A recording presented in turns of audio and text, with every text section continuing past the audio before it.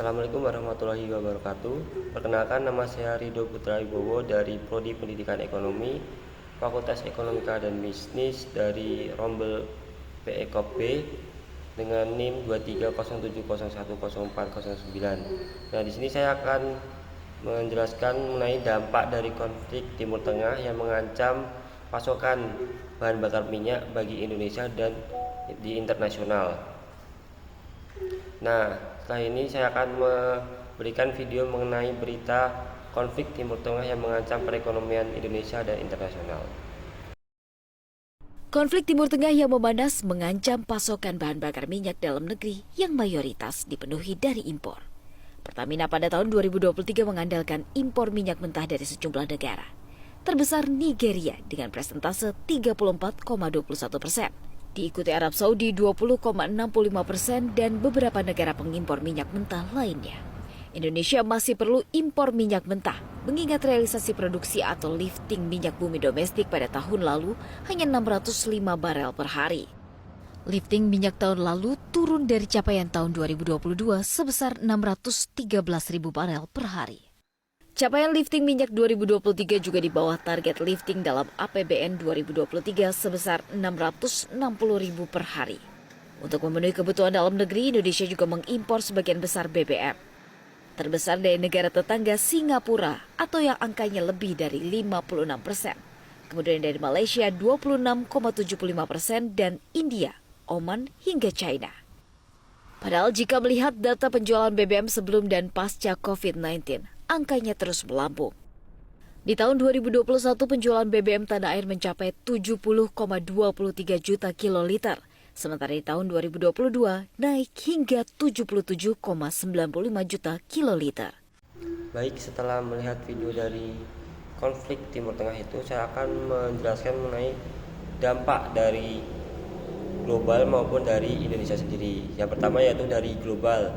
Yang pertama, ancaman penutupan Selat Hormuz merupakan salah satu jalur vital yang dilalui sekitar 20% pasokan minyak dunia. Dan penutupan selat ini berpotensi memicu krisis energi global. Analisis memprediksi kemungkinan 52% Iran akan menutup Selat Hormuz pada tahun 2025. Nah, yang akan berdampak signifikan terhadap pasokan energi ke berbagai negara.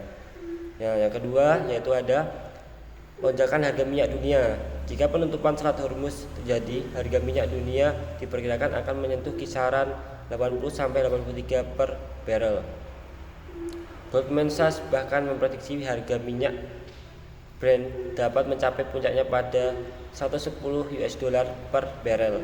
Jika pasokan minyak melalui Selat Hormuz dikurangi setengahnya, ketegangan geopolitik di Timur Tengah berpotensi memicu guncangan besar pada pasar energi global dengan harga minyak melonjak 11% dalam seminggu terakhir karena ketegangan antara Israel dan Iran.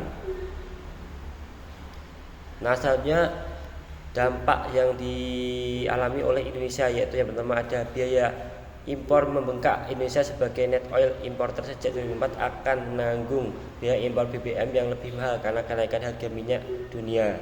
Yang kedua, beban APBN meningkat. Lonjakan harga BBM akan menambah beban subsidi energi yang harus ditanggung APBN, menyempitkan ruang fiskal dan mengganggu prioritas anggaran lainnya. Subsidi energi pemerintah pada 2025 diproyeksikan mencapai 1.113,7 triliun untuk BBM dan LPG 3 kilo. Singkat dari berita ini yaitu konflik Timur Tengah mengancam pasokan BBM global melalui potensi penutupan Selat Hormuz yang mengalihkan 20% minyak dunia dengan prediksi harga minyak bisa melonjak hingga 110 US dollar per barrel. Bagi Indonesia sebagai negara importer minyak, dampaknya meliputi membengkaknya biaya impor BBM, meningkatnya beban subsidi APBN, kenaikan harga BBM dan inflasi, serta pelemahan nilai tukar rupiah. Nah, kesimpulannya yang dilakukan Indonesia yaitu dengan mengantisipasi, pemerintah menyiapkan diversifikasi pemasok dari Afrika dan Rusia serta meningkatkan produksi dalam negeri agar pasokan energi nasional tetap terjaga. Sekian untuk analisis dampak konflik Timur Tengah bagi dunia dan Indonesia. Mohon maaf. Wassalamualaikum warahmatullahi wabarakatuh.